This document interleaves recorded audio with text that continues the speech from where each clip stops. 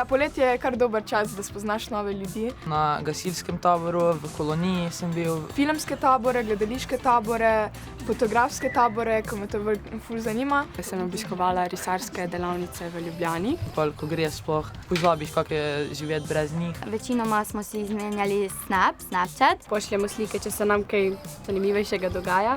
Dolgčas je pa malo težiš ljudem. Pošiljamo različne posnetke, različne smešne videe iz YouTubea pa take stvari. Nimam pametnega telefona, imam pa še vedno telefon, ki podpira tudi kontakte, tako da lahko pokličem. Obujamo spomine, če se pa nam tudi kaj posebnega zgodi, pa si tudi povemo. Včasih tudi pokličemo na videoklic, pa skupaj igramo inštrumente, take stvari. Če ima kdo kakšno novo simpatijo, povemo, malo podžadžamo, pa se pogovorimo. Kaj koga zanima, če bi posneli kak film skupaj, da pač najdeš te prave ljudi, da lahko pol skupaj ustvarjaš stvari, ki jih radi skupaj počnemo.